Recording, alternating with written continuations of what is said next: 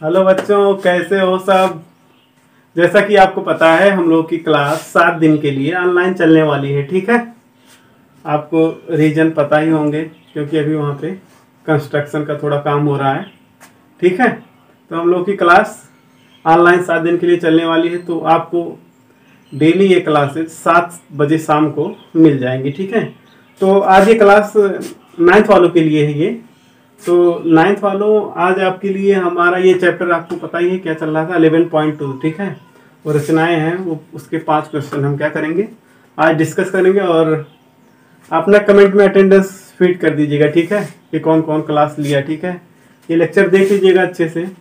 ठीक है, और कमेंट भी करिएगा कि आपको समझ आया कि नहीं। ठीक है, तो हम लेते हैं पहला क्वेश्चन। ठीक है, तो हमारा पहला क्वेश्चन क्या है कि एक त्रिभुज एबीसी की रचना करनी है। क्या है? एक त्रिभुज एबीसी की रचना करनी है जिसमें बीसी दिया है हमारा 7 सेंटीमीटर। ठीक है, बीसी 7 सेंटीमीटर दिया है और कोण भी दिया है क्या, 75 अंश। कोण भी 75 अंश दिया है और हमें यह भी दिया है कि ए बी प्लस ए सी क्या है, A B plus A C 13 centimetre है।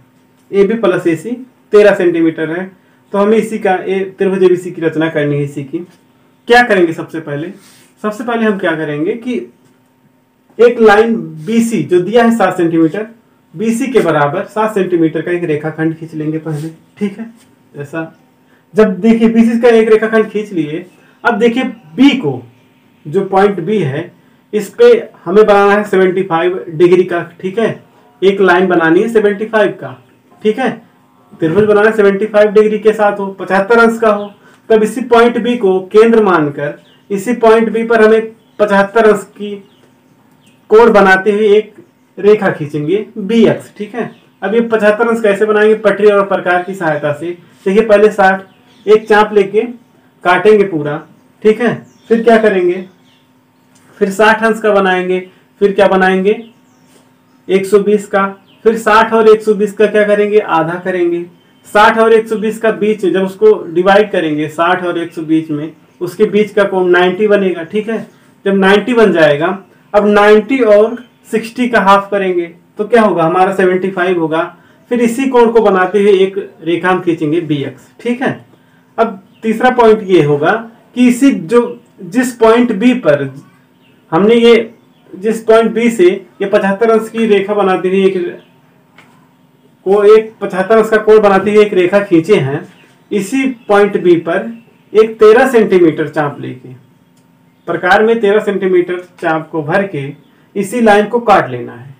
अब जब इस पॉइंट बी से इस लाइन पे 13 सेंटीमीटर का चाप काटेंगे, ठीक है, जब काट लेंगे तो आपको देखेंगे तो ये 13 सेंटीमीटर लंबी लाइन हो जाएगी। ठीक है, अब जिस पॉइंट पे वो काटा है, ठीक है, उस पॉइंट को हम सी से मिला देंगे। सी से क्या करेंगे, मिला देंगे। ठीक है, अब क्या हमारा वहां पे उस कटान बिंदु को अगर हम डी मान ले तो उस डी सी से एक रेखाखंड मिलेगा।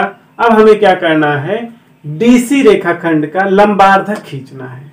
डीसी रेखाखंड का क्या करेंगे, लंबार्धक खींचेंगे। कैसे, चाप लगा के एक बार सी को पॉइंट मानकर डीसी के आधे से ज्यादा लगा के दोनों तरफ चाप लगाएंगे। उसके बाद एक बार डी को पॉइंट मानकर, केंद्र मानकर उसी लंबाई को लेके क्या करेंगे, दोनों को काट देंगे दोनों साइड में।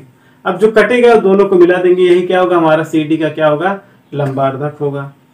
तो अब देखिए जब वही लंबार्धक जब आगे बढ़ाएंगे तो हमारा बी डी खींचा गया है, उसको एक पॉइंट पे कट करेगा, उस पॉइंट को हम ए मान लेंगे। ठीक है, जिस पॉइंट पे कट करेगा उसको हम ए मान लेंगे और उसी पॉइंट से हम क्या करेंगे, सी को मिला देंगे। ठीक है, उसी पॉइंट से हम सी को मिला देंगे तो हमारा एक त्रिभुज बन जाएगा ए बी सी। ठीक है, यही हमारा अभीष्ट त्रिभुज होगा।